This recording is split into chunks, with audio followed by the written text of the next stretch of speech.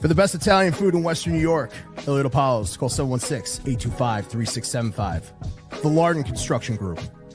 Fubo TV, the official streaming service of Do Champions. FanDuel, the official sportsbook of Do Champions. For all your summertime needs, beauty pools, as well as kayak pools. CX Chronicles, your total customer solutions focused manager. W.GG, the official energy drink of Do Champions. Hey, Sons of Erie, our artwork looks better on your walls. Hamburg Brewing, please visit our tap room on Boston State Road, Hamburg, New York. And finally, Fat Boy Surf Club for all your surfing needs.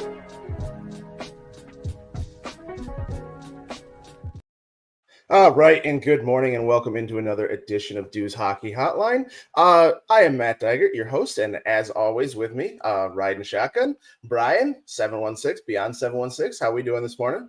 No, we're doing bright and early, waiting for Sabre news, refreshing that Twitter feed. You know, basically what I've been doing the entire week. Well, nothing happened this week. Nothing happened this week, so that's the show. Goodbye. But that was no, the quickest hockey hotline ever. 15 seconds. No, but in all seriousness, though, I mean, we saw JJ Peterka get traded this week. We had the draft last night. They took Radim Murtka.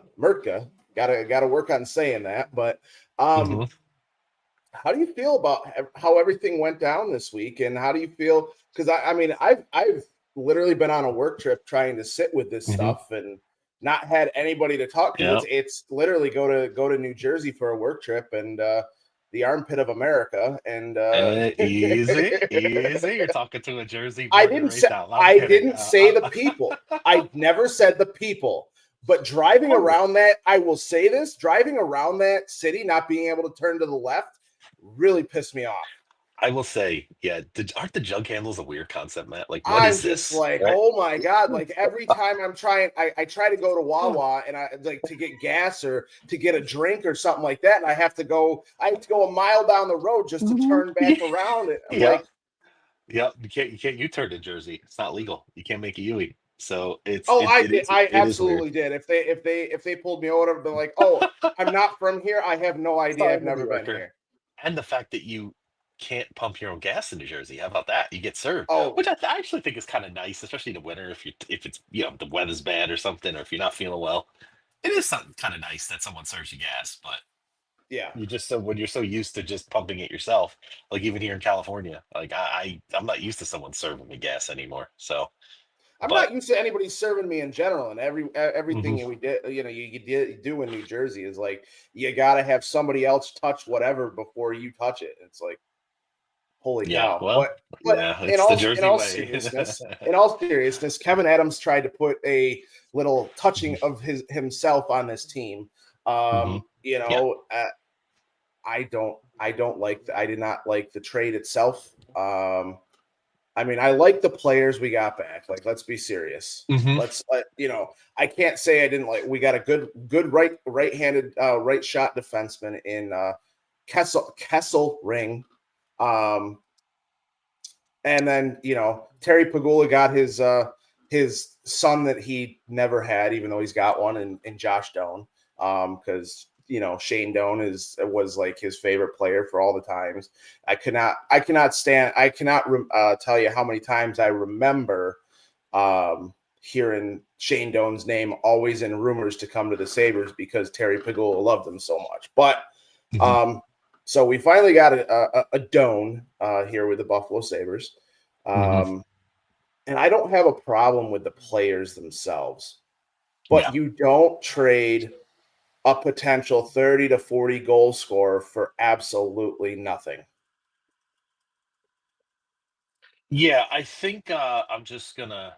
I'm collecting my thoughts. I just want to give a shout out to our 716 Sport Blizzard. Thank you for joining us as always. We really appreciate you as well for that. But one comment in the midst of the almost infinite first round last night, which we'll get into in a little while, Emily Kaplan made an interesting comment that I think kind of relates to what we're talking about with this trade. She said that she's heard from a lot of teams that player for player trades in terms of a lot of the talent, or if you're trying to upgrade, have been very, very difficult to make because a lot of these teams are trying to do the same thing because of the accelerating cap, because you have a lot of teams that are towing that playoff line. I mean, even as the Sabres, right, Matt, we had that 13-game winless streak. We still feel like we're towing that playoff line, right? You have a lot of teams like Detroit. You have Detroit's made the playoffs in 9 years too, just as an example. I mean, you think they're feeling the pressure? I'm sure they're in the same boat as the Sabres right now, right? I mean, Eisenman's light maybe getting hot, but I would say in terms of that, I think it's been very difficult. That's one thing, right? So but let's say you're trying to trade Petark and you think, man, I want to get Jordan Kyrou, but maybe the price is just so extreme that we don't realize it. That again, I'm not giving Kevin Adams a pass here, man. You know how we feel about Kevin Adams, right? It's his smugness, his arrogance, and the way he is. It drives me crazy. But I think that it is one thing that is really causing this to be. It's just making it a little difficult. Obviously, the no movement clauses that the Sabres have created that culture themselves. It's hard to ask a player to move. These are questions that we don't know, Matt. Like, what if Peterka was offered to team Y or X, right? And we there was a know trade. we know this. We do. Frank Saravelli and Elliot Friedman and Drager, they all came out and said that there was all these packages that were being put together, and the market was huge for JJ Peterka because he's a 23-year-old RFA that is a potential 30 to 40 goal scorer. Like, and then there was other teams that were not mentioned. Like we heard Marco Rossi plus. We heard Jordan Kyrou plus. We heard a team out there had 2 picks and a player and a prospect. 2 first-round picks, not just 2 picks. 2 first-round picks. You trade them for Kesselring and Josh Doan. Like, I get it. They could honestly turn out to be franchise-differing players. Great. But you, again, like 2022 or 23 or whatever it was when we missed the playoffs by 91 or by 1 point, you don't know what's coming up with. So you know what you have in Peterka. Keep going with Peterka. Give him, and I'm gonna take the victory lap on this and pat myself on the back, saying you did. That is the exact. I said 5 years, 7.5. He got an extra 0.2, and there is no reason the Sabres should not have signed him to a 5-year, 7.2 or $7.7 million contract. Yeah, they could have. There have been examples. I was listening to, I think it was Sneaky Joe's podcast or something. He talked about Jonathan Drouin when he wanted out of Tampa, and they decided to keep him for over a year. They said, okay, I'm sorry, we're keeping you. Jonathan Drouin had a big play in one of their playoff runs, and then eventually they did accommodate his trade request. He did eventually get traded to Colorado, but they kept him for over a year. They said, no, we have control over you. That's one way to do it, right, Matt? The other thing, too, is I hear you on those trades that we were supposed to get. I still wonder if there's more to those story that we don't know. Were they asking for Consta Hellenius? Were they asking for who cares? Asking for bigger pieces? Who cares? Yeah, who cares? I get it, but I feel like there had to be, and I think RFAs are not as valuable as we think they might be because you have to pay the player after you get them, right? Like, look, Peterka at 7.7 doesn't sound as good as Peterka on an ELC. Not even close, right? That's the little layer to this that I think, maybe look at Noah Dobson, right? The Islanders traded their number 1 defenseman. They got 2 first-round picks, middle of the road in a blah draft, right? They got a good defenseman, but they didn't touch one of Montreal's top 5 prospects. It's not an amazing return either for the Islanders. Now, they turned out to get great picks with those 2 picks. They got lucky. A lot of guys fell in their lap, but you know what I'm trying to say? Like, maybe there's something about the RFAs too. But I get the frustration when you see those rumors. You're like, man, what could have been? We could have had Jordan Kyrou right now. I mean, and I'm not saying that they don't still have a trade worked out for Jordan Kyrou or anything like that with Bo Environment. They're just trying to figure whatever else out. But we heard it from Friedman and a couple other sources, on Twitter. Or insiders, not sources. Insiders, we heard it. Insiders. I apologize. I was traveling for 9 hours yesterday. If I screw up any words, I do apologize. But we got you today, man. In all seriousness, though, Elliot Friedman coming out and saying that the market is softened on Bo and Byram, and the Sabres aren't getting the compensation that they were looking for, and that's why he hasn't been traded yet. But then also to come out and talk out of the other side of your mouth saying that Vancouver, Vegas, and two other teams are, very much in the mix on Bo and Byron. Like, what do we like? That makes zero sense. If the market is softened, but you still have 4 or 5 teams involved. Yeah. He's got to be going to one of those teams. So that either tells me that they're further down the road with those teams, or Kevin Adams we know he's not doing what he's meant to be doing. I'll tell you, Matt, I have a major problem with what he said about that. By the way, why would you publicly say that the market softened for a player I'm really trying to move? No, you go the opposite. If I got 3 teams in the mix, I'm going to tell the media, hey, we got things. I'm not going to say anything. I'm not going to allude that the market's hot but why would I tell my competitor, the teams that's trying to give Owen Byram, hey, the market's softened. Oh, really? So maybe I don't have to give you as much now for Owen Byram. No, maybe I want to drum up interest from Vegas. Maybe I want to drum up interest from LA, right? And have them pay me what I'm really looking for. And maybe they sweeten the deal enough where it's over the top. The other thing I'm seeing, Matt, if you look at the draft yesterday, right? Emphasis on two-way players, emphasis on defense, emphasis on size, things like that. Where, Florida, the copycat league, like everybody wants to be Florida now, right? They want to have that kind of team that's nasty, etc. And I think that's like, for example, Nicholas Hague on the Knights. I mean, he's a defenseman I would love on the Sabres. 6'6", blocks shots all over the place, hits everything. I heard Elliot Friedman said, or was it? I think it was Drager said, if the Sabres want to trade Byram for Hague, we got to get more than Byram to get Nicholas Hague. Oh, and I'm sure like that tells you the prices of these type of players have really gone up. Like, I think the league is understanding how important those players are, and I think the prices have just increased, at a very high rate. Now, I'm okay with doing that, believe it or not. Like you said, like if we could, our defensive group would be amazing if you had got Nicholas Hague. We'll have everything that we need, and we'll improve our defense dramatically with him and Kesserling. But and I think the Nick Hague stuff was being talked about before they got Kessel ring. So I really don't think that they're going to have another defenseman come in, especially after drafting Mertka. So I think that they're done on the defensive side. I think that it's either going to be like you and I talked about last night when I was driving home in the space that you had. I truly think it's going to be Dahlin, Samuelsson, Power and Kesselring, and then Clifton and Jacob Bernard-Docker. So, and the reason why I think that is you saw what Dahlin did with Byram to kind of cover up some of those deficiencies that Byram had. He's going to do the same thing with Samuelsson, and we know that that's when Samuelsson played his best hockey was with Dahlin. So why not put him there and just leave him there and let him play his defensive style game? He doesn't have to pick up the puck and carry it. He can just hit people and get the puck out of the zone. You need to play that defensive style hockey in today's NHL. Yes, scoring is up, but also during the regular season, it feels like scoring's at a premium also.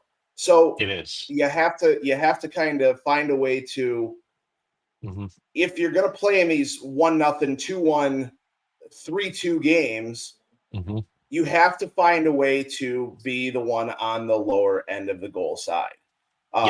As far as defense goes, you obviously the name of the game is score more than the other team, right? But if you're playing a defensive style hockey and you're giving up 5 goals, there's something wrong. Yep, absolutely. And part of that goes to UPL. So I'm super excited for July 1st to see if the Sabres bring in a goaltender to compete with UPL. Because I'm still going to sit here and say that Levi needs one more year in Rochester. But I did want to before we kind of move on more to the draft and things like that. I did want to get to Ryan's question. Sure. And again, thank you, Ryan. Thank you, Ryan. I know you're new to the channel and stuff like that, but thank you so much for hopping on. Thank you. Hey, depending on what they get for Brian Rust, or if that's still a thing, I would be ecstatic, because I think he's that great, maybe second or third line type player. You could put him with Zucker, and he would improve this team, and I can see why the Sabres covet Brian Rust. Yep. And you know what else, Matt? He's the kind of winger that how we talk about that Owen Power needs like an adult next to him, like a guy like Kesserling, maybe someone that could settle him down during a game, kind of allow him to play his game. I look at the same with a guy like Zach Benson, right? Zach Benson, and even Jack Quinn, put a Brian Rust with him, a 32-year-old vet that's won a lot of hockey games in this league, that can say, "Hey, Jack, just settle down. We're going to be okay here," or maybe be that extra coach, to kind of develop a guy like a Benson or like a Quinn. Right. So I also like Rickard Rakell. I know he's going to cost more if the Penguins, move him. But again, the Sabres need to be aggressive here, right? As we know, I think there's opportunities. Like there's not a lot of options for the Sabres to pick from. Now, Rakell has a no trade. He has a no movement clause, where Brian Rust does not. So Brian Rust is 33. He can play both wings. He makes $5 million for the next 3 years. Sabres can absorb that. That's really not an issue. We don't have to worry about it. So I don't think he'll cost as much, but it would be a nice addition. Will he score 70 points with us? Probably not. Maybe 60. You could put him even with Tage, Matt. You could put him on the top line at times. He's a guy you can kind of move around, right, and be comfortable with that. So we'll see what happens. Well, and that's the thing with Rust, is he's that guy that's going to score a shorthanded goal every once in a while. He's the guy that's going to be on that second power play and scoring the anywhere from the pretty goal to the garbage goal. He's going to be a guy that is really what this team needs. We saw they needed a Jason Zucker type player last year, and nobody realized. Like, we all realized we needed that type of player, but it wasn't. I thought it ended on July 1st. Because Ryan just brought that up in the chat. I thought Rust has a no trade. I thought it was. I didn't see it. I didn't see it on. I thought it ended. I thought it ended on July 1st, not began on July 1st. I'm not 100% sure. I'd have to look that up, but we'll have to validate that one. But good call out, because he may or may not. I didn't see it on the site on Buckpedia, but you never know. Sometimes maybe it is the other way. So, but that might be why you didn't see it on Puckpedia. Maybe they removed it because it is coming off on July 1st. Maybe so. I know I saw that from a couple Sabres discussions on Twitter last night. When I was falling asleep. So maybe I did. Nope. Thank you, Ryan. It does end on. That's what I thought. It ends on July 1st. So on July 1st. They can acquire him, and he has no say in where he goes, so, which is a thing. So, it can. I think that they can, if they agree to something with the Penguins, they can go to Russ and be like, "Hey, do you want to wait like 4 days, or do you want to just like waive it now?" Absolutely. But I would enjoy having Brian Rust. I love watching him play with the Penguins. And as you know, as many people know on here from talking Bills and Sabres, my second teams are the Penguins and the Steelers. So because I grew up with them. That's who I grew up with. My sympathies, Mr. Diegert. No, I'm kidding. I'm just joking. I gotta tease you. Hey, I got to watch the two of the greatest players to ever play the game. So you did, you were in Lemieux and Yager, and then even with the Sabres, LaFontaine and Mulgilny, and holy shit, fucking finally, Alexander Mulgilny is going into the Hall of Fame, and it is about. And I apologize for my language, but it is about fucking time. Yes. I'm sorry. Like, there is no reason that he should have been almost snubbed. Yep. For 14 years. One of the most exciting players I ever watched. He was just dynamite. He was, even though it was I can't remember his name from the Red Wings. Fedorov? They came no. They came over from was the first defector of and I can't remember Fetisov or that. Yep, Fetisov or maybe Fetisov? Fetisov. So he was the Yeah. first defector. Mhm. Mogilny was like that second defector that came over, Yep. and they had to. I think it was Jerry Meehan and Don Luce. They basically had to hide Mogilny in a hotel and then smuggle him out of Russia to get him to come to Buffalo, and for him to Mhm. be as good of a hockey player as he was, and on Yeah, he top of was. that, as much as I hated seeing the Sabres trade him, we got Peck out of the deal. We got Jay McKee drafted that year out of the deal. Yeah. We got, Yeah. So it's not like we didn't get anything for him. We got one of the better Yep. players in the Sabres history in Yep. Michael Peck. We were building a hockey team, and that, what's weird is that kind of, I know it's not the same thing, not a one-to-one comparison, right? But Turka is a guy that he scores a lot, Mm-hmm. right? But I feel like he's a little bit of a one-trick pony, right? But he's good 5-on-5, right? But with Kesserling and Doan, I feel like, what is the common thing we're seeing here? Kesserling and Doan, by the way, they're going to roommate together. They're supposedly close, and they're going to be together. So it sounds like these guys are pretty excited about coming to Buffalo, right? I think Doan's going to get an opportunity. He comes from a great pedigree. His dad, even Mirka, who we took. I mean, I listened to his comments. He sounds like my kind of player, right? Mm-hmm. He wants to be here. He said, I'm excited to bring Buffalo back to glory. Like, I like the things he's saying. Said he's a great teammate, right?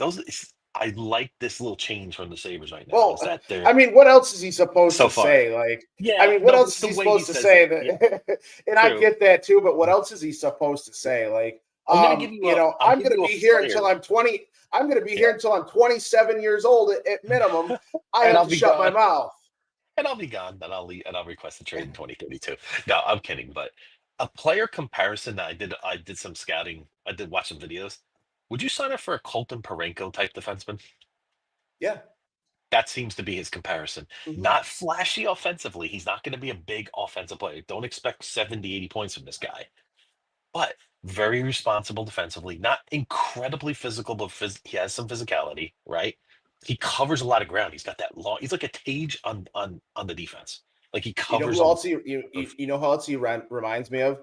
Who's that? Um, and it'll actually is the Penguins defenseman Ryan Greaves. Yes. Yep.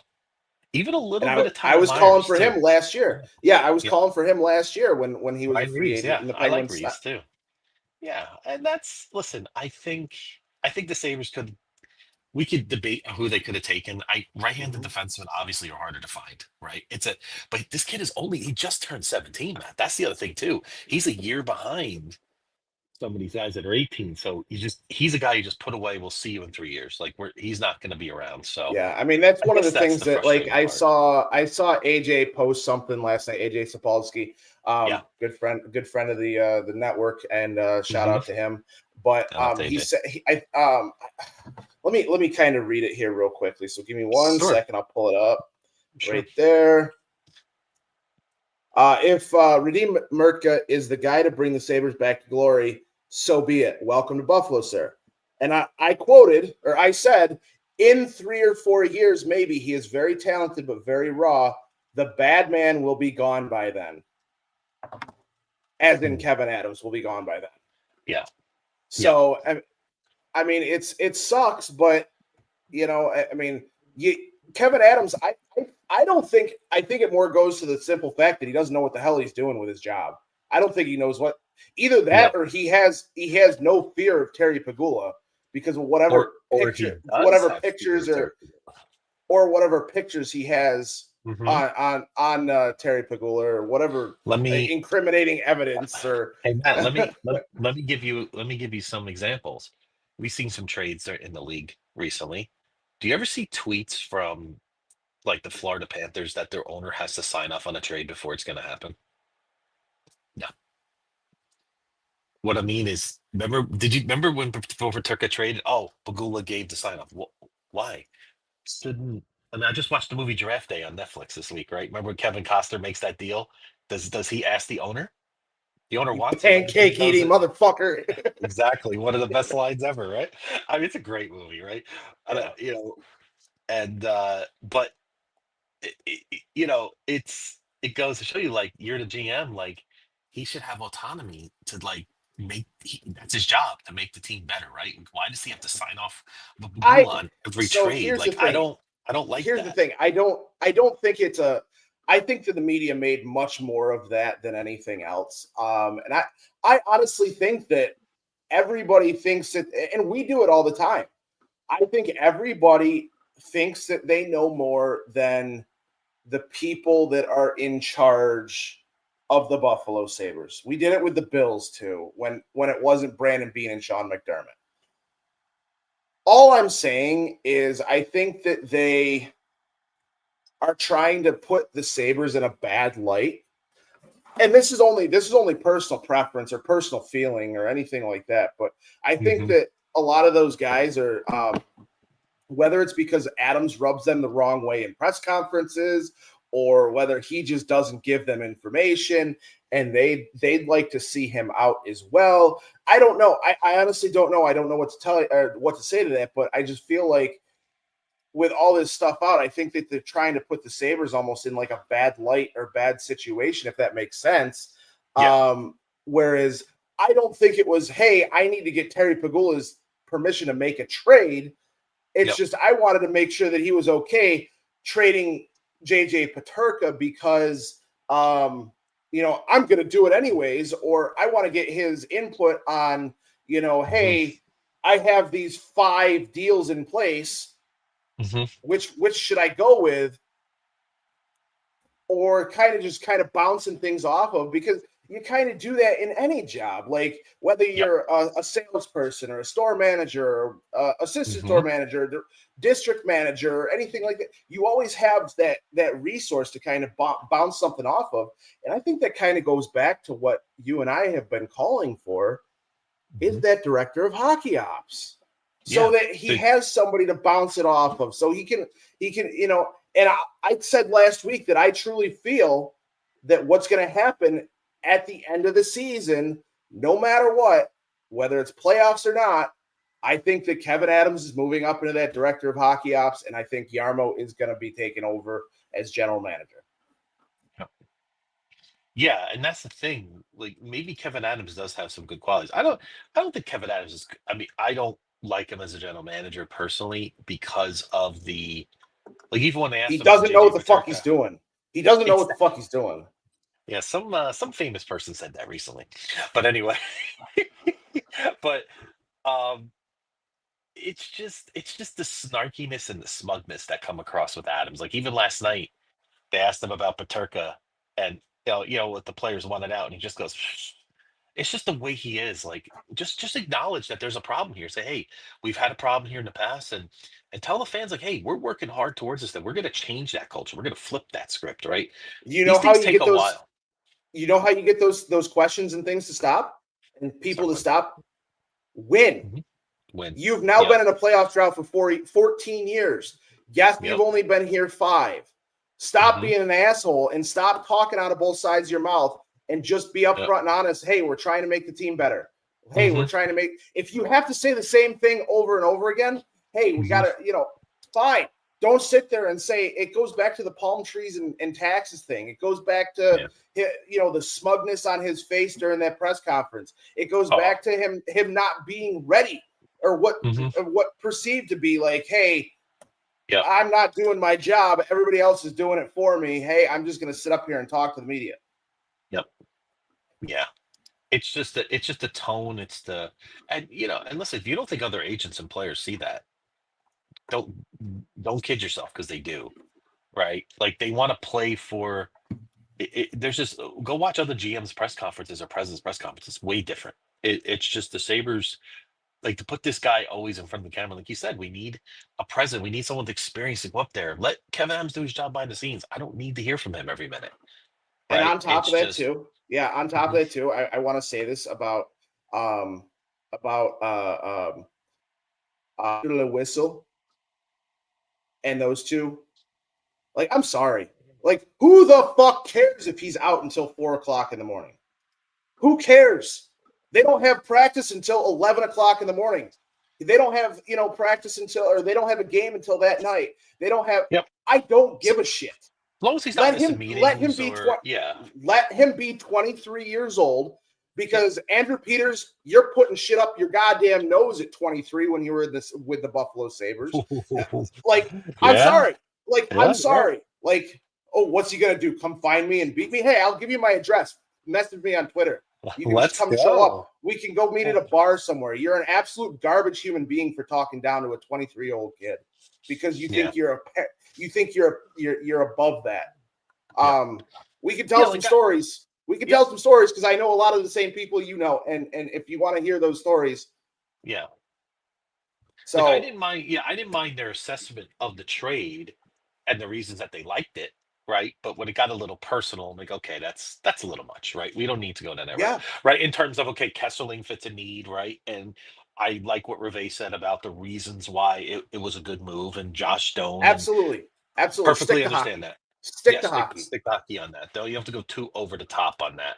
I mean, but listen, there are times I appreciate their brutal honesty, right? In terms of sometimes we need to hear these things, right? In terms of management, things like that. But that, in terms of let a kid be a kid. He's 23 years old. If he enjoys bartending on his time off and kind of blowing off steam like that, let him stop being an asshole. Stop being an asshole and stop talking down to him.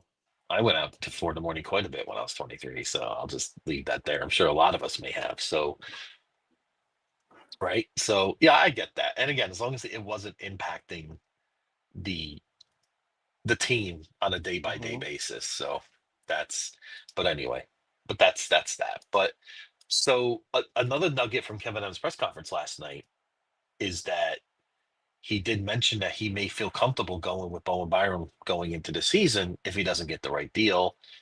I know it's not what we want to hear, but I would kind of agree if the trades are just that bad, then I guess I'm okay with it. Hey.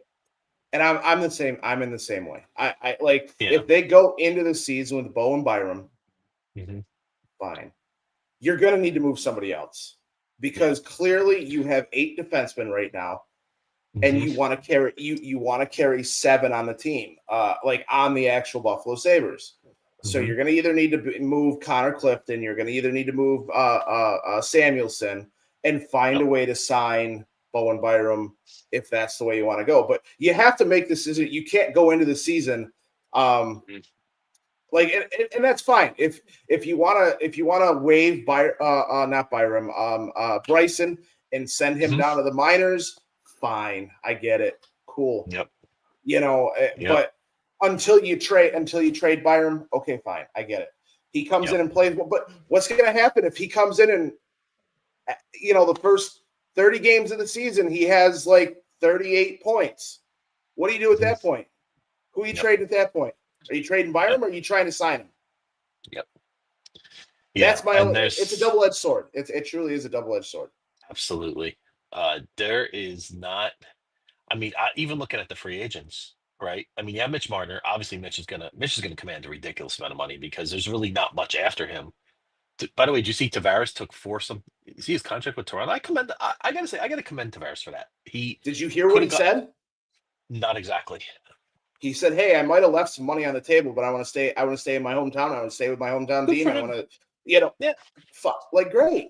Yeah, I commend him for that. He's a Toronto kid through and through. He's always wanted to be there, so good for him. Ehlers, would you want to pursue Nikolai Ehlers? Now we do need a left winger. Our left wing depth is a little questionable right now, so. I mean, it depends on what we do between now and July 1st, but yes, I would love Nikolai Ehlers, however say his name. He literally is just coming off the table. Yeah, I mean, a lot of guys he's literally coming from the number 1 team in the NHL last year. Like, obviously Florida won the cup. I get that, but they were what? They were 4th or 5th or even 6th in the standings, and I mean, you had somebody that was playing for the number 1 team in hockey last year. He's coming from a place that knows how to win. He's got that little bit of scoring touch to him. He's not going to be your 40, 50 goal scorer, but he's probably 25 to 30. Yeah. Regularly. He could pop 40 for you, but Yep. Yeah, absolutely. And the thing is, a lot of what the Sabres are looking for is not going to come in free agency. And the trades, another thing that Emily Kaplan said last night too is that a lot of teams are not interested in getting picks and prospects back.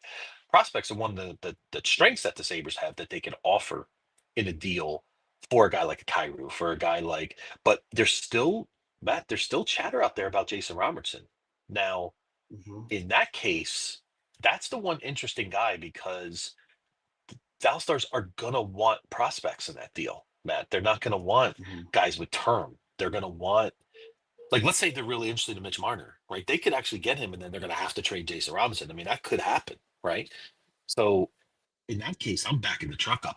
I'll trade 4 big pieces for Jason Robinson in a heartbeat if I'm the Sabres, right? Then we're a better hockey team today. We're a significantly better hockey team today. I mean, like I would trade them Byram. I would trade them, if they wanted Hellenius, I would trade him that. I would, I would include a protected 2026 first round pick. I would also include something else like that's your 4 pieces, and I think something like that gets done. Gets you done for Jason Robertson. Even if we got to take another contract from them or something, like make it happen. Like let's get aggressive here. I'd rather them go down swinging like that than kind of kick around and say, oh, let's just go get, a third or fourth liner. And look at Vegas. Vegas has that F them picks kind of mentality. They just go out there and get everybody. I mean, that's what they do. It's F them picks, F them money. Like they're just throwing at everybody. We can weaponize our cap space with the Knights too. Listen, go hard after Tomas Hertl. He's out there now. He's got a no trade, but he would be a nice addition to this team. You could move him way. If you get him, if they need to sign Mitch Marner, we're a better hockey team today than we were yesterday. That's how you improve. That's how you improve. You weaponize your salary cap. You weaponize your draft picks, your draft capital. You have 8 picks today. Why are we picking somebody from the 5th round that's going to be here maybe in 6 years, maybe in 4 years? Absolutely. And today is really about organizational depth, right? It's really hard to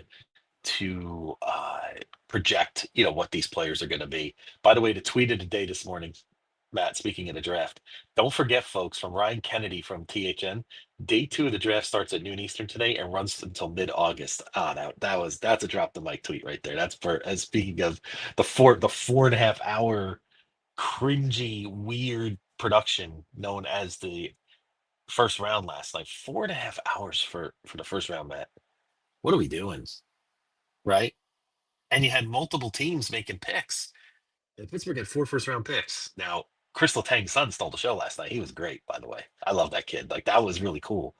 But and of course, Gaudreau's widow coming out her white. That was awesome too. I mean, there were some good moments, but it's just the league just has to understand. Like, you got to keep things moving. You gotta, right? It's just they're trying to do all this dog and pony show stuff, and they were having technical issues with everybody last night. It was just a weird production that I hope they scrap going into next year. But we'll see. Yeah, I did not like the decentralized draft. I caught some of it, on the end of it when I got home. I mean, clearly it started at 8:00, and I didn't get home until about 11:30, and it was still on. Like, like I get it. The first round takes a little bit because you're waiting for guys to come out of the crowd and come down and have teams up on the podium and shaking their hand, giving the jerseys, but they're not holding off the draft picks to do that. Or it's still moving on. So like after the first overall pick, you have X amount of time on the clock. That time is still rolling, even though they have to get to everybody, and it just makes everything go a lot quicker. So I I don't know. I mean, it was a weird night. It was a weird. Yeah, the stage was really nice though. I liked the stage. I liked that like there's some things that I did like about it, but overall just the weird interviews and for every player. I think Chad said it best last night, after the first couple picks. Do we really need to have every single player? No. Maybe at that point just get the players off stage and maybe even bring some of the GMs in a little bit here and there in between picks to talk about the picks they made. Like it's just it was a little too much. So Mm-hmm. and I then agree. I mean, did you hear I the absolutely. one? Yeah, the one. Who was the one? Megan Chakra. She took a little shot at our pick last night. She said the Sabres reached and this and that, and yeah, maybe a little bit, but that was the one team that got a little shot last night was the Sabres, of course. So I mean, yeah, who cares? I like yeah, again, like I said, I yeah, don't care. I don't think they're yeah. taking it. I don't think they're taking a shot at the Sabres. I don't think they're taking a shot at We're the an easy fans. target too. Yeah, we're an I easy don't think target. it's the fan. I think Mhm. a lot of these guys, and it just brings more credence to what I said, that I truly do think it's the outside media is trying to take shots because something happened with Kevin Adams where they just are not with him right now, or Yeah, it's either that or they just want to see the Sabres be good for themselves, because yeah, when Buffalo is good at hockey, it's good business. yep. All the But way I'll say this, around. man. The outside media, it's convenient to take shots at the Sabres now. It's easy. They've earned it, right? Mm-hmm. It's like I know it's in basketball, right? For the longest time, the Knicks were a disgrace. I'm a Knicks fan, right? And even when the Knicks were starting to make really good moves, the outside media was still taking shots at the Knicks over and over again. Well, like, wait a minute, they're doing things way different now, right? So what I mean is those stigmas take a long time to get rid of, right? Like, I mean, if Florida, every move Florida makes now is great, right? Why? Because they're two-time Stanley Cup champions, right? They they're smart, right? But if the Sabres make the same moves, they're like, oh, why are they doing that for? Because they've earned that reputation. Yeah, and I see some Sabre fans out there. Well, it's hard for the Sabres to trade for players. Why? Well, it's not the market. Do the Bills have a hard time attracting players right now, Matt, in the same market? No. Nope. Why? Why? They Same win. owner, They same win. city, same weather, right? They Yeah, win. they What win and they've what cure, and what cures everything? What cures it all? Winning. yep, winning When and a good culture which they've created. They have a general Mhm. manager who knows what he's doing. He's a great. I would love to play for Brandon Bean.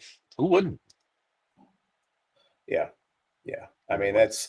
that's truly the so like kind of what do you expect to happen not only today but between today and up until July 1st, and then also what do you expect to happen between today and the day that I said that I will make my decision whether I'm in or out on the Kevin Adams experience for the The year on July Kevin 22nd. experience. But I like what you said. We still got to give this a month, right? The whole Mhm. Paterka signing. I know right now the optics don't look great, right? But like we said, what if the Sabres do get a Jordan Kyrou? What if they do get another top six forward, and then they've added some grit and some guys that want to be here, and we make another move or two, and then you're like, okay, that I could sign off on this, right? Like the Sabres became a better team today. So what do I think's gonna happen? I think prepare to be a little underwhelmed, folks. I think unless the Sabres are willing to really get aggressive with the Bowen Byram situation, I we've said it. How many times have we talked about Elise Pettersson on this podcast? Right. By the way, Elise Pettersson can also play left wing. By the way, just as an FYI, he's not just a center, Mhm. so they can move. He could be their center, but he could be a left winger. But are the Sabres willing to really knock a team's socks off and make that deal? Are they willing to depart with guys like Kulik? Are they willing to even part with a Benson? Are they willing to part with these guys that it's going to take to get the big impact guys that we really want this team to Mhm. get, like a Jason Robertson or a Ellis Pettersson? More realistically, we're looking at Brian Rust. We're looking maybe at Jordan Kyrou, potentially, maybe a guy from Vegas. Maybe we weaponize the space there and take one of their veteran wingers. I believe they have. I'm looking at the Knights now because they're going to need some cap space. Maybe we get a guy like a Barbashev. Maybe we get a guy, someone like that, Matt. Oh, by the way, it's kind of funny to say the Sabres need a left winger. Victor Olsen's an unrestricted free agent. I just said that for laughs, by the way, so you can get you chuckling on that one. But there's the Rodiev. Well, they're gonna have to sign him. The Knights have some big challenges, so let's use our space. Let's use it to our advantage this time. Let's get somebody in here that could really help the top six. That's what I kind of expect, Matt. I think it's gonna be a surprise move, one that we're not really seeing right now on the surface that might happen for the Sabres. Who that is, I am not 100% sure right at this moment. Yeah, and I mean, I'm going to bring up what Real Deal said here. I mean, this isn't exactly what Kevin Adams said, but we did touch it on it a little bit a little bit ago. Yeah, is the fact that he basically said that Byram isn't going anywhere unless they get a good deal. I truly think that that's a little bit of negotiation in the media. Yeah. Trying to, hey, you better give us a great deal or we're not trading him. Oh, yeah. We clearly see he's an RFA. He doesn't have a contract. He's not signed. He's not signing with you. You're not signing him for less than $7 million a year. He's going to get traded. Yep. Like I said, I mean, Adams came out and said, what are you talking about this Peterka stuff? There's nothing to it. And literally talking out of both sides of his mouth and traded him literally the next day. So, Matt, I just wonder if the Sabres, because of what they've created, we got to keep saying that, right? Because there's a lot of apologists out there saying, well, players don't want to come here. Well, why is that, right? We got back to they refuse to acknowledge the why, right? And it's because of Kevin Adams, it's because of Terry Pegula, and it's about the lack of what they left $6 million on the table the last 5 years, and then they complain about taxes. You can't do that. $6 million per year. $6 million per year. Good point. And I mean, you could have waited on Jeff Skinner a year, and the buyout would have been much better. They use it last year, and then they don't use the space. So who can? Why would Kevin Adams be so snarky when he himself has addressed the problem? But I think we got to be resigned to the fact the Sabres are going to be under the cap again going into this year. They're going to try to hit on guys like Jack Quinn, right? They're going to. I mean, technically, they may spend to the cap because they still got to sign Alex Tuch to an $8 or $9 million deal that they're going to have to overpay for him because he's going to, even though he's a Buffalo Sabres fan, he's going to take advantage of that as much. Well, he might, but he might not. But his agent's going to take advantage of the fact that. I don't blame him. I never blame a player for trying to get this. No, not at all. And if it's the players' prerogative to be here for $4 million rather than leaving and going getting $8 million, that's on them too. Like I get it, that he feels that he can win here, wants to be here because of family and because they're whatever. Like cool, I get it. I love Alex Tuch, Matt, but I'm going to say this here, and I know some Sabre fans are not going to like what I'm going to say.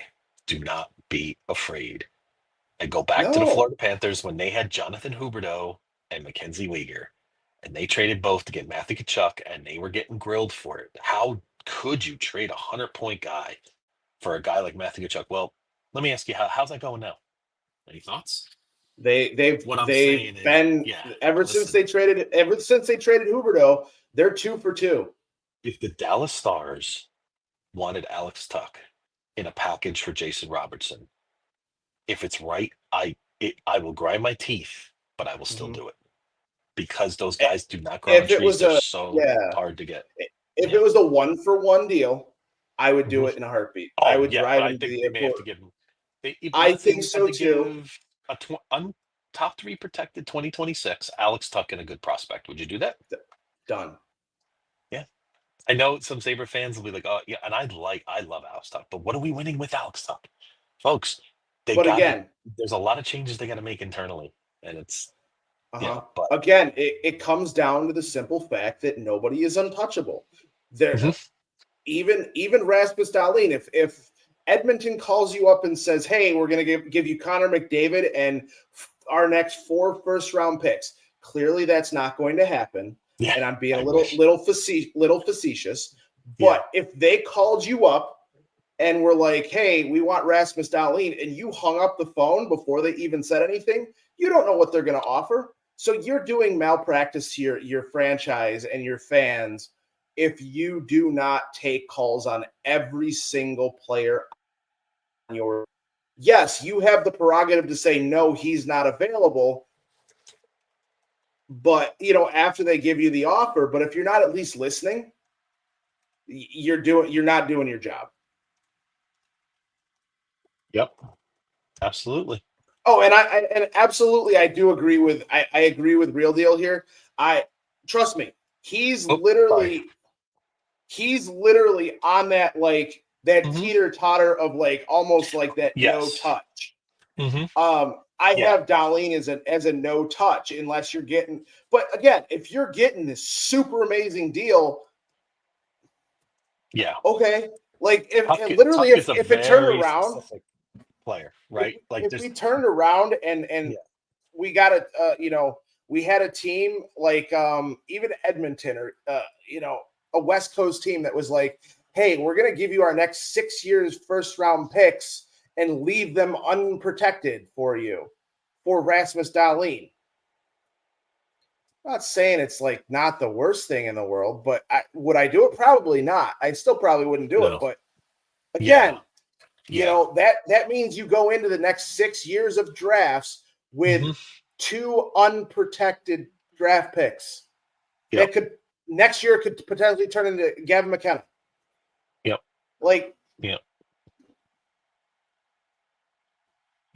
Absolutely. Yes. So, and the other thing is, just the one thing about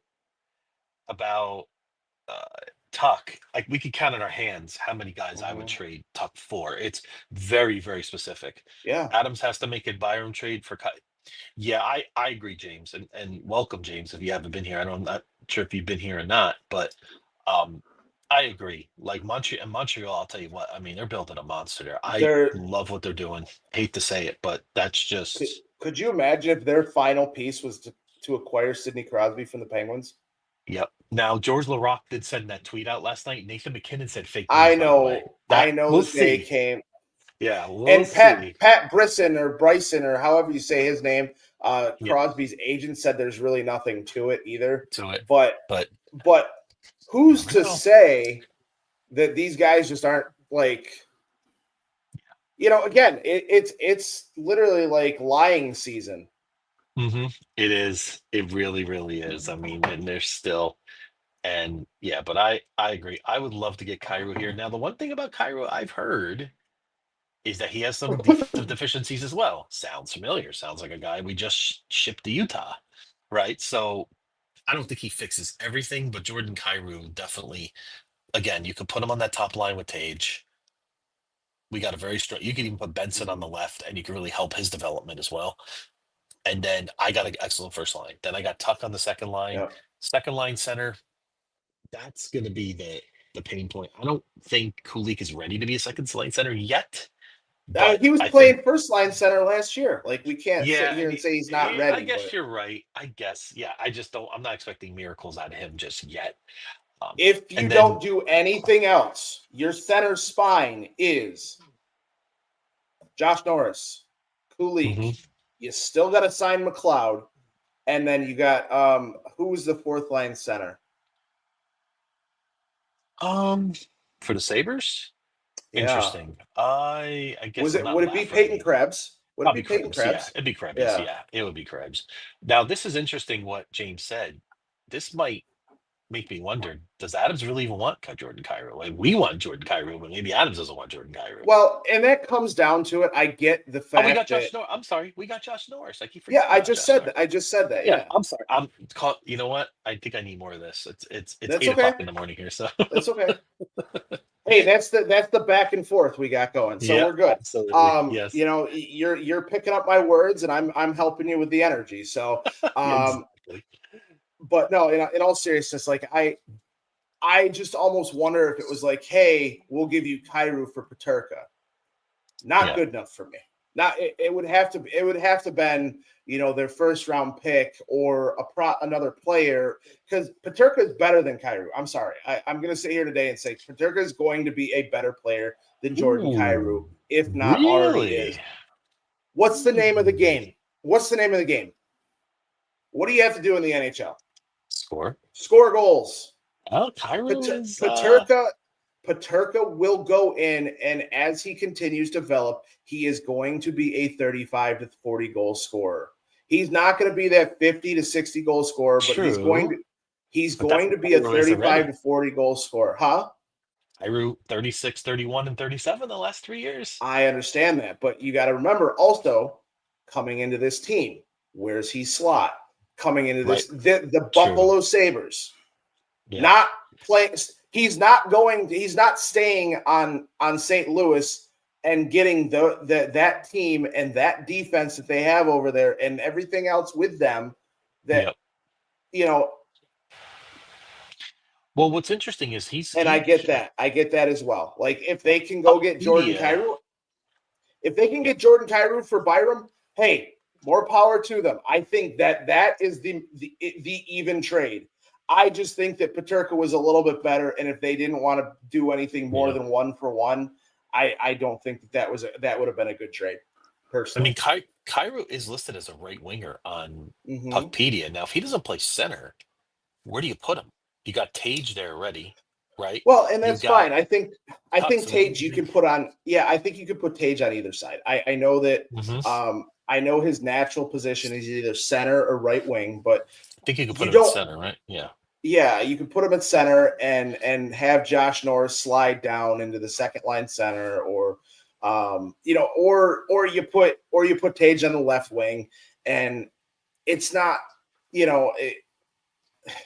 left wing is left wing. Like I get it. It's whatever. I just don't know what else to say about it. Like, because I think that some of these guys that have the position flexibility, like Tage Thompson, who can play across all three of the top line, you could throw him at left wing and he'd still be doing the same thing. And he'd do it, because it's not necessarily, you're not sitting playing, you only have this side and you only have this side and you have the center. That's not hockey anymore. That's not hockey anymore.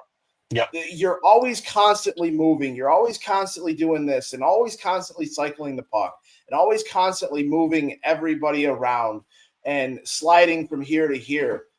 Just because you're playing, you start on the right wing doesn't mean that you can't go to the left wing, or it doesn't mean if you play on the left wing, it doesn't mean you can't go to the right wing.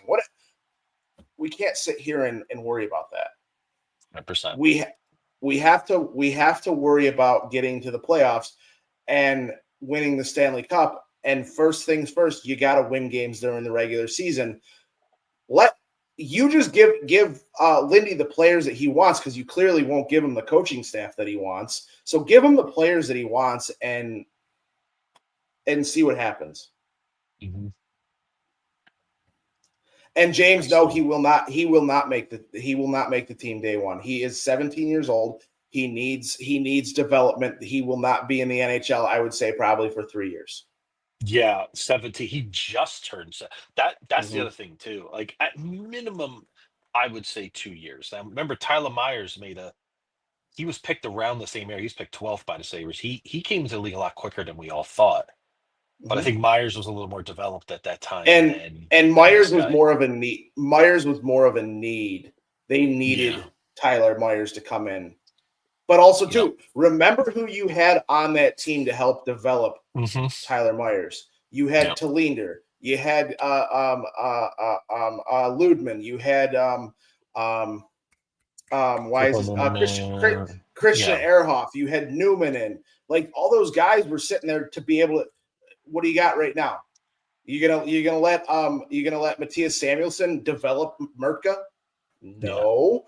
Like, please, for the love of God, no. I don't want Matthias developing anybody on this roster. I want Matthias Samuelsson with his buddy Jason Botterill in Seattle. That was the other thing. The one thing about Mertka, I was surprised Seattle didn't take him. I was stunned, actually, because Seattle's taken a lot of centers, and then they took another center at 8 last night. I know. I was really surprised. And then at that point I said, I think we're taking Mertka. That's exactly what I said to myself, Matt. I said, here we go. Right.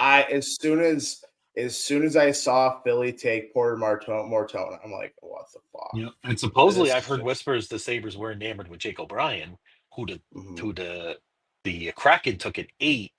So maybe that was their thought. Now, the guy that got picked behind him, McQueen, is kind of who was on board with too. Mhm. But it was that one not one of the coolest picks of the draft, by the way.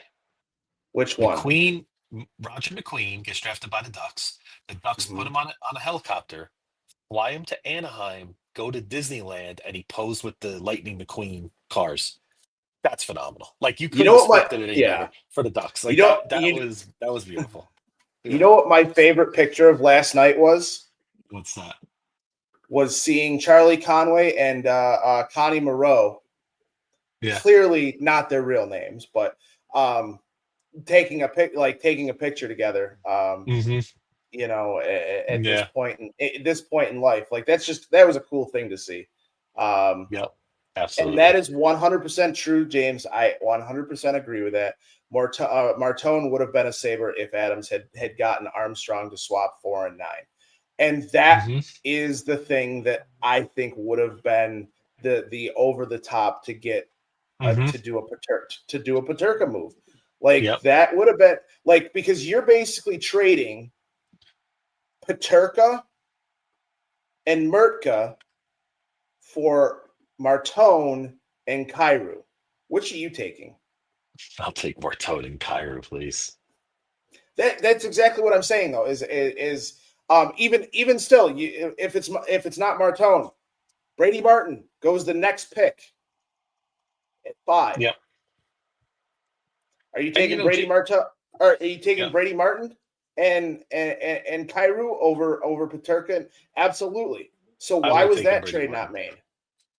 Yeah, that's the part of the Peterka trade. If we would have swapped 4 for 9, even if we had to give Utah another second round pick, I would have felt a little better about that deal. Okay, we moved up 5 spots, right? We got pick 4, but I think that move from 9 to 4 was pretty rich because this draft isn't top heavy. There's a lot of quality between 5 and 20. It's a better draft than I think most. A lot of outsiders, they I don't want to say they trashed it, but there were another guy that I kind of wanted for the Sabres was Carter Bear. Detroit got a steal of 13. I liked him a lot, left winger, and that's something we need in the pipeline a little bit. I thought that would have been a good pick too, but I mean, again, I'm okay with the pick the Sabres made. That's how I feel. I like Murtka. It's not. I like horrible. Murtka. I like Murtka. I think he's going to be a good NHLer. But the thing that we were saying, and the thing that we've been saying, is Kevin Adams needs to have urgency. He needs to make this team better now. It's been 14 years. You're going into year 6. So that tells me that I'm probably correct in saying the fact that Adams is probably moving up and Jarmo is probably taking over for him next year, no matter what happens. Or Kevin Adams is not worried whatsoever about his job because Pegula is not going to fire him. Because and that kind of hurts this morning, thinking that after this week, because like I said, I was on a work trip, so I really didn't have time to, sit down and think about how I actually feel about the fact that Kevin Adams is not afraid for his job. Yep. Yeah, it doesn't feel that way, and that's the part. Now, listen, I need him to operate from strength, right? Essentially, I want him to be a confident general manager. Yep, and this is James is bringing some great points. I mean, it's the little things that matter with Kevin Adams, and I think that's where sometimes, we trade a second round pick for Beck Malmstein, right? Beck Malmstein's a decent player, but second round pick, it's just some little details that bother me with Adams, like how they're paying some of these third, fourth line guys all this money, $4 million for this guy, $2 million for this guy. The little details matter; they add up, right? You could save $1 million here, $1 million there. Maybe they could take a run at a Nikolai Ehlers and feel comfortable doing that. Now, maybe they can't because of all those little errors that Kevin Adams is making along the way. That's really the part that bothers me the most. So, I want to ask you, Matt, do we get a Bowen Byram trade by the end of the week, today or tomorrow? Do we get one today? Yes or no? Today, no. I will say by my preconceived date of my birthday, the birthday bash. Yep. I think that Bowen Byram will have been traded by that point.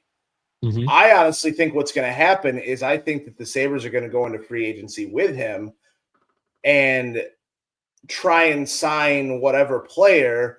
And if they get that player, then they'll move Bowen Byram because they aren't required to hold on to, X to go get Y or whatever. So if they go get, we'll answer that in a second. Oh, okay. All right. Yes. We will. But yeah, and we'll answer that and then close out the show. But I think that I think a Bowen Byram trade gets done within the next 2 weeks. Honestly, just more of a gut feeling because I think the Sabres are going to find that nobody wants to sign here. I think you have to get it done. You have to get it done before July 1st, and I'll tell you why. After teams go through free agency, after they go through trades, those cap rooms, the cap spaces dry up fast, and then there's a lack of opportunities. Got to get it done now. You got to push it. I want to see Adams push it on that. So, and I agree with James. I want to swing big. I want Robertson. I want the Sabres. I want to hear at least. I want to see Elliot Friedman tweet Sabres pushing hard for Jason Robertson. I just want to see it, like pushing. Let's get this fan base excited. This fan base deserves it. Move the chips to the middle and go all in on your job. Come on. Let's do it. So, do you want to circle back? Go ahead. Josh's question: does that include players only or non-players? That's a very big caveat to this. I would say because we all know who would be the number one legend if it's not restricted to players. But, so we'll wait for him to answer that. But so going back to what do you expect to happen not only today, but let's say the first few days of free agency this week? I don't expect the Sabres to be majorly active in free agency in terms of swinging for Ehlers or, of course, Mitch Marner. I think the Mitch Marner dream is over. I unfortunately don't. I still would love to hear it, Matt. I'm with you on that. I would love to see it. I think the trade route is something that we're going to have to see. But again, just like, and again, I don't take everything Emily Kaplan says as gold, but I thought her point was interesting about how teams just aren't interested as much to get prospects and picks. And I think that kind of limits on what we can do and what we're trying to do because we don't want to trade and Alex Tuck to get what we want. Yeah, we want to keep those players, and everybody wants to keep their players. So it's gonna be tough. By the way, AAA is coming up with some great comments. By the way, for the wonderful troll job, AAA. Wonderful troll job. Got it. Yeah. Anyway, but yes. But anyway, I would say Byram to. I'm gonna predict Bowen Byram. I still come back to the Kings, Matt. And I feel like the Kings are a team that likes to swing big. And I still look at Jordan Spence, who's a 24-year-old right-handed shot. That gives us, that would be another nice guy to have in the pipeline for the Kings.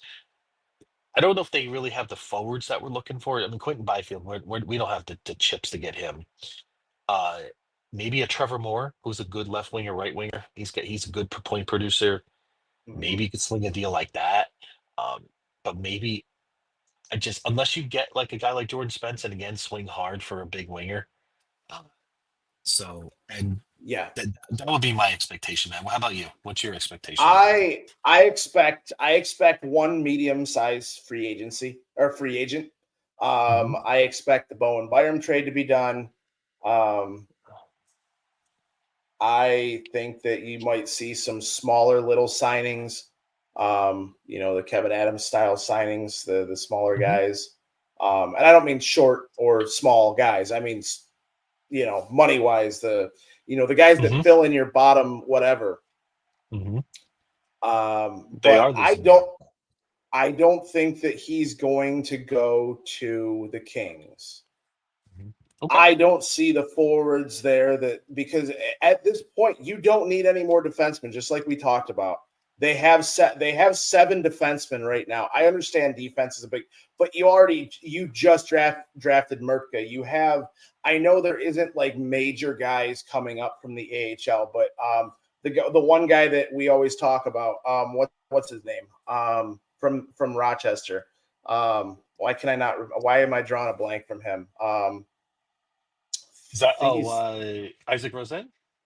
No, hold on.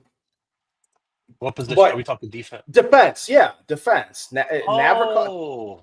Oh yeah, Navratilov. Yes, and I like him quite a bit. There's there's Komarov and there's also Novikov. Novikov.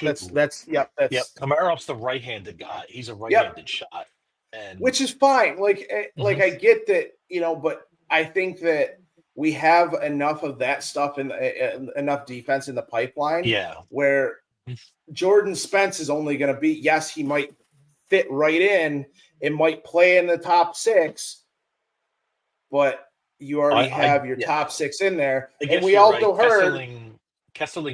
heard that they're not going to buy out Samuelson. That ship has sailed. So what it comes down to is you have your top 6. Your third line is probably Clifton and JBD. Your second line is Kesserling and Owen Power. And your first line is Dahlin and Samuelson. That's it. Like, that's your 6, and then Bryson is going to be your 7th defenseman. I still wonder if there is a trade with Seattle out there involving Matthias Samuelson. I don't know. To pay them a little bit and get a guy like I would love to see them get like a Jared McCann. That would be. But you're not going to get Jared McCann for Matthias Samuelson. I'm sorry. Oh no, we'll have to pay more for sure. Oh, absolutely. I'm willing to do that if they want prospects or picks. But I fully expect the Bowen Byram trade to be done this week. I expect a medium-sized free agent. Maybe Brian Rust. How about this, Brian? Real deal. Hold on. Real deal. You did not hear his name in the top 6 because I don't think he's going to be on this team. But I mean, I think that was more of a, like we talked about before, I think that was more of a media tactic, press conference tactic to be like, hey, up your offers a little bit. Come on, let's kind of go. Let's start, and it was a little bit more of a and we can buy out Sammy, but that's neither here nor there. But I just, of course, the snarkiness of Kevin Adams say, "Oh, that's ridiculous to even consider." Like, why is that ridiculous? I mean, he's been terrible. So, and it's actually not, the buyout actually is not bad. I think it's $750,000 for the next 10 years or something like that. So it's not really even that bad. This is interesting right here. If they move Anderson, now I'll throw this out there to you. You're looking for a veteran winger, maybe a guy that plays with a little bit of a snarl, right? Has experience. He's a little older. His contract isn't good. But what about Nazem Kadri? No, thank you. 34 years old. He still produces. He's right there. He's right there he's a little bit higher up than Brad Marchand for me. I hate 35 goals, 32 assists, 67 points last year, Matt. Don't care. Don't care. No, you don't care. Don't care. Don't care. I don't like Nazem Kadri. I don't think he's that great of a player. I think he's in a good circumstance right now in Calgary. I don't think that he'd come in here and do anything more than maybe score 60 points for the Sabres.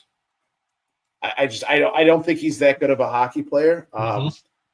But what are you gonna do? No, I'm throwing a name out there for a veteran guy that I wouldn't be sense. Yeah, real deal. Thank you. But I wouldn't be like, if they acquired him for like a third round pick today, I wouldn't be like, okay, screw this, whatever. Ooh, I got another guy for you. Okay. Joel Farabee from the and guess where Joel Farabee was born? Syracuse, New York. Yeah. Right? A little bit of a Western New York flavor. Makes $5 million a year. for the next 3 years. It's a manageable deal. He plays both wings. You could actually left wing, right wing, so he kind of fits a need. Gives them a not a super veteran guy. I mean, he's had a 50-point year. Last year he was hurt. It looks like he's had a couple injuries. He could be a 50-point guy. Potentially 40 points, 50 points. I don't know, just a thought. I mean, maybe that again, these aren't the names Yeah, I know we don't want to hear, but this is, yeah. yeah. I mean, I'm good. I'm Mhm. good on a lot of that stuff. I think that honestly, I think that the team itself Mhm. is just needs those few little tweaks. And I think the goaltender is one of the tweaks. I think that you need a top line center or left winger. Mhm. I think your defense is pretty much set right now. Once you move Mhm. Byram, Mhm. I am perfectly happy with the team the way it is. If they add that top line center left winger, if they add the goaltender, if that's what they do and they go in and this is all that they've done and they've traded Byram, they traded Peterka, and they add a top line left winger, left or center, Yep. and then they add a goaltender in free agency, make a couple little small sprinkly moves here and there. Yep. I'm fine. I'm gonna be okay. But if they, like I told you, if by my birthday on the 22nd, if they do not do any of those things, if Byram is still sticking on this team, and it's a Kevin Adams thing, not wanting to move him, Mhm. I will probably end up at KeyBank Center with some signs. No protest. Live Just saying. hockey hotline. Matt setting up a little makeshift studio. I will take my folding table. I will take a monitor, and I will take my laptop and these headsets. I'm flying in for this. I'm flying in. Perfect. We can go sit in front of the thing. I think students got the 30-foot mic cable. We'll start interviewing people coming out of the building until Kevin Adams wants to kick us out of there. Yep. Anybody from Western New York, come join us. We'll make it a little party, right? We'll go get some drinks or some We'll lunch actually have a afterwards. party in the plaza. We'll have There a you party in the plaza to get rid of Kevin Adams and bring that'd be the playoffs back to Buffalo. Yes. But in all seriousness, to kind of touch on Josh's question real quickly, so we can get out of here. He said it could be whoever we want. My three are going to be Rick Jeanneret, Gilbert Perreault, and LaFontaine. Nope. Yeah. I lied. I lied.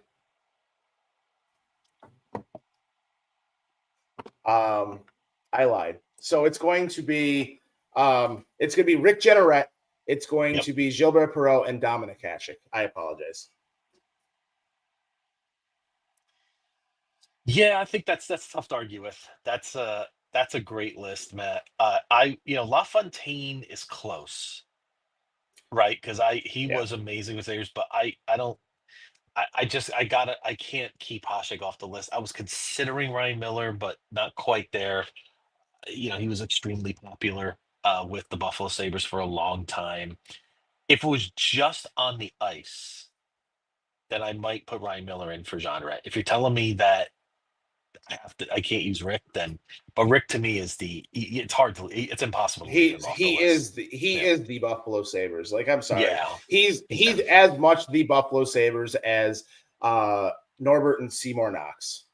Yes, he is. Yep, miss him all the time. I mean, I think of things like we talked about the other day. Like, if the Sabres were to trade for Lafreniere or Lafayette from wherever he plays. I think he plays for the Kings, or if they trade for a Lafreniere from the Rangers. Like, it's just you think, hey, I would have loved to hear RJ give those calls on those players and see what they could have come up with. Does he go back to LaFontaine and go, Lafreniere or something like that, or does he bring something back new, or like what does he do? Like, and it's like, you kind of think about him all the time. So I think he is the legend for me. I think he is the number one legend for the Buffalo Sabres. But you know, and I think I'm 99% confident that you agree with me with that. And then after that, your list can change whether you think Hasek is, you know, but I only put Gilbert Perreault there because he was the first draft pick of the Buffalo Sabres, and all the controversy around it and everything like that with the Vancouver Canucks, with it being you know, number 1 or number 11, which one is it? So it was just you know, but then you got Dominic Hasek is the third legend for me. Yep, absolutely. But yeah, so we got day 2 of the draft starting here at 9:00 East Pacific time. Little breakfast with the. And by the way, there's a really cool. I believe the Sabres have a guest doing their second round pick. I just saw a tweet. I think it's a kid who may have been paralyzed. I think it's a really great thing. Like, I like those kind of stories still. I do. That's cool. That's cool. That's and really cool. And Tuck, it seems like Tuck was very involved with him. And, you know, and that kind of tips me into something, Matt, just seeing this video of him. You really think this guy's ready to leave the Sabres after doing stuff like this right now? I don't think so. I think we're going to get Alex Tuck signed. I think it's just I think that's very important to Alex Tuck, and I think it's very important to the Sabres. But you know, I apologize. I should have waited until you said who was doing it before I rolled my eyes, because I think that was the stupidest thing last night with the Google Dolls. Yeah. And that was more. It's a little. It's just it's LA-ish. It's very. Absolutely. It's very. Yeah. It's just they went to that too often, right? They went to that well too often. You could have mixed a few guests in there for some of the teams, maybe, but it just got a little ridiculous. Every team had to have somebody. I mean, after, you know, once the Islanders made their first pick, right? I didn't need to see a guest. How about Gary Bettman make that call for those 2 picks? Like, let's move it along. Let's keep it going, right? Come on. It's just, yeah, it's ridiculous. So anyway, but we'll see. Hopefully we got some great news coming up. And Come on, good to be seen. Keep going. No, keep seen. going. Keep going. Maybe we'll do a special something on July 1st. We'll see. I am heading, by the way, I'm heading to New Jersey next week. It's like a New Jersey month here. I'm heading back home next week, but we'll see if we still do a pod next week. Maybe from the Garden State this time. So we'll be in the same time zone. We'll have to figure that out because it is July 4th coming up. And with the new job, I'm going to be there from like open to close. So next Saturday it won't be, but we'll figure something out for next week. We'll figure something out, everyone. So so be on the lookout at Do Champions for scheduling changes to the pod. We appreciate all your continued support. Real deal, you're awesome. Thank you, everyone in the chat. James, you were great. Josh, AAA, even with your spoofs, were very entertaining. Little troll job that was great. But we welcome it. We love it.